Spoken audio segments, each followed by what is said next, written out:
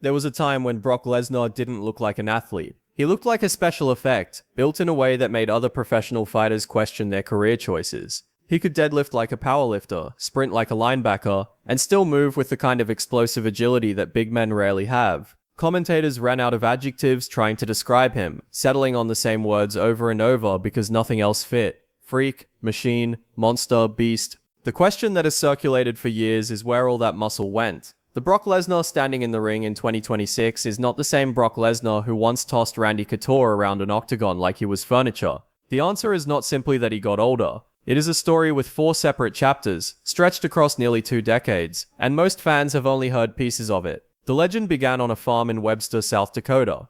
Lesnar did not grow up with a gym membership or a personal trainer. His equipment was whatever heavy object happened to be lying around. Feed sacks, fence posts, tree trunks. He ran across open fields with a 180-pound log thrown over his shoulders, building the kind of raw functional strength that does not come from a bench press, the kind that translates directly into physically dominating another grown man. That farm-built foundation carried him into amateur wrestling, where he went 106 wins to 5 losses at the University of Minnesota and won an NCAA heavyweight title in 2000. By the time the WWE signed him, he was not just strong, he was a genetic anomaly with the work ethic and wrestling pedigree to match it. At 25 years old, he became the youngest WWE champion in company history, defeating The Rock for the title. The legend was established almost instantly, and it would soon be tested in a new sport entirely. By 2007, Lesnar had left professional wrestling to pursue the UFC heavyweight title. For a stretch, he looked capable of dominating the entire division. He dropped his UFC debut to Frank Mir in a fight that exposed how raw he still was as a mixed martial artist, then recovered and captured the heavyweight belt within 9 months of his promotional debut. An unusually fast climb in a sport where most fighters spend years working toward a title shot, let alone winning it. This period marked the most muscle he would ever carry on his frame,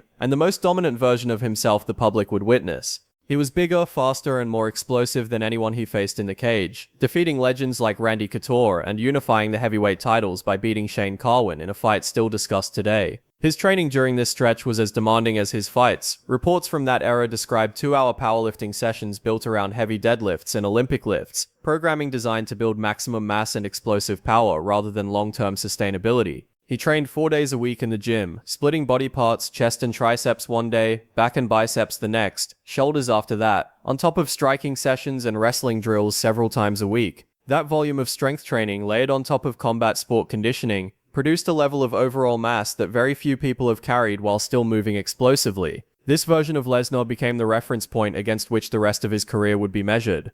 And then his body turned on him. In 2009, at what should have been the peak of his fighting career, Lesnar was hospitalized with a severe case of diverticulitis, a painful and potentially life-threatening intestinal condition in which small pouches in the digestive tract become inflamed or infected.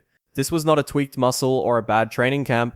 His digestive system was failing him from the inside, the kind of medical emergency that can require immediate surgery, weeks of hospital recovery, and months of rebuilding afterward. For a fighter whose entire career depended on raw physical output, having his own gut become the thing that sidelined him was a cruel irony. He dropped weight rapidly, and he lost strength just as fast.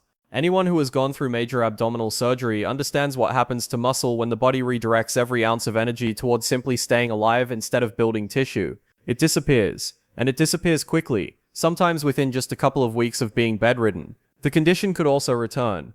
Lesnar dealt with recurring flare-ups of the same illness for years afterward, a chronic problem for an athlete whose career depended on having a body that worked perfectly on command. This was the first real crack in the foundation, the first time the unstoppable machine looked genuinely breakable, not from an opponent but from his own insides. He pushed through it as long as he could, even returning to the Octagon to win the unification fight against Carwin. But the toll had been taken, and it never fully went away. After more setbacks tied to the same condition, Lesnar walked away from MMA in 2011. The bigger, more dominant version of him never fully returned to that sport or to any sport. When he came back to WWE the following year in 2012, fans noticed something subtle but real. He still looked massive by any normal human standard, still capable of doing things to grown men in a wrestling ring that genuinely looked dangerous.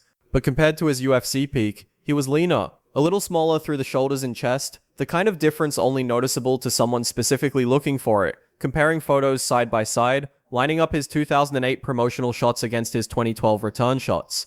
This was the Brock Lesnar who ended The Undertaker's WrestleMania undefeated streak in 2014.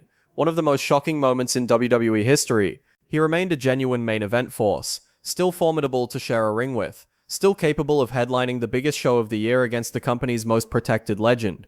But the peak version of him, the one from the UFC heavyweight title run, was already in the past by this point, and it would remain so for the rest of his career. Some assume the story ends there, that illness happened and he adjusted, simple as that. But there is a second chapter most fans don't discuss, and it is considerably messier. In 2016, after a 5-year absence from the sport, Lesnar made a surprise return to the UFC to fight Mark Hunt at UFC 200. He won and looked sharp doing it, sharper than many expected from someone who had been out of the cage for half a decade, training mostly on his farm instead of in a dedicated MMA camp. The result was later overturned to a no contest after he tested positive for a banned substance under the UFC's anti-doping program. Performance-enhancing substances do not only affect how a fight goes or how much weight someone can move in the gym, they directly affect muscle mass, how much an athlete can build, how fast they recover between sessions, how full and dense their muscles appear under the skin even at rest, and how easily that mass is maintained without constant demanding training. When an athlete who has used those substances stops, whether by choice or because of a suspension, the body does not simply settle back to normal. It often drops below where it would have naturally sat, at least for a period, while hormone levels and recovery systems recalibrate to baseline, sometimes a baseline noticeably smaller than what fans had grown accustomed to seeing. Lesnar retired from MMA again in 2017, this time for good, closing that chapter of his career entirely. The physique that left the sport was already noticeably different from the one that had entered it 18 years of intense competition earlier. So now there are two real documented forces working against his muscle. A serious intestinal illness that took a toll on his body once already, during what should have been his physical prime, and the physical aftermath of a suspension that reset what his frame could naturally hold on to. There's a third factor that doesn't get nearly enough attention in this conversation: what he was actually eating, day in and day out for years. For a long stretch of his career, Lesnar leaned heavily into an extreme high-protein, low-fiber diet, heavy on meat and light on almost everything else. Some reports indicate he ate well over 3,000 calories a day, split across 5 meals, with hundreds of grams of protein worked in through eggs, oats, and game meat from his own hunting trips. A typical day reportedly started with 2 cups of oats, 6 whole eggs, and 2 cups of egg whites, and ended with an omelette loaded with more egg whites, bacon, and cheese. It's the kind of eating plan that can pack on serious size in the short term, especially paired with intense training, but it can take a toll on digestion and overall gut health over time, especially for someone who already had a documented recurring intestinal condition working against him. He has said he made real mistakes with his diet over the years, including periods where he leaned almost entirely on meat to hit his calorie targets, an approach that eventually caused problems with his own digestive system. At some point, by his own account, he recognized it wasn't working for him anymore. He has talked publicly about overhauling the way he ate, moving away from that protein-only approach, turning to what he described as natural healing methods, and paying more attention to what actually made his body function well, rather than chasing maximum size. A diet built purely to maximize mass is not the same as a diet built to sustain a body for the long haul. And when an athlete makes that switch, deliberately trading raw bulk for digestive and overall health, the visual size on their frame changes along with it. This was not simply a matter of aging. It was a deliberate trade-off, made by someone who had already learned, through direct experience, what happens when the gut is pushed too far in pursuit of size. Underneath all three of those factors, the illness, the suspension fallout, and the diet shift, there is a fourth force that affects every athlete eventually, regardless of how dominant they were in their prime, time itself. Past 40, the human body does not build and hold on to muscle the way it did in someone's 20s. Testosterone production declines gradually, but steadily. Recovery between training sessions slows down, sometimes considerably. The margin between training hard and training hard enough to cause injury narrows with every passing year. Sports scientists and strength coaches who study aging athletes consistently point to the same pattern. Muscle can still be trained, but the margin for error shrinks, and the body requires noticeably more rest, more mobility work, and more recovery-focused sessions just to maintain a baseline that once came easily. This is one of the most well-documented patterns in sports science, and it applies to every elite athlete who remains competitive into their 40s, Lesnar included, regardless of natural toughness or genetic advantage. Combined with everything his body had already been through by that point, the illness, the suspension, and the years of extreme dieting, the outcome follows a straightforward logic. He was not going to look like 2008 Brock Lesnar again. No one could, not with that history behind them. Even the most disciplined training regimen can only work within what biology allows, and by that point, biology was no longer fully on his side. Which brings us to now. Lesnar is 48 years old, and he is still doing this, still getting in the ring, still part of WWE storylines that carry real weight for the show. After roughly 2 years away, he made a surprise return at SummerSlam in August 2025, attacking John Cena following Cena's loss to Cody Rhodes, and reinserting himself into the main event picture. Weeks later, he beat Cena outright at WrestlePalooza. In November, he was part of a chaotic, brutal War Games match at Survivor Series, aligning once again with Paul Heyman alongside Bron Breakker, Bronson Reed, Logan Paul, and Drew McIntyre against a stacked opposing team that included Roman Reigns and CM Punk.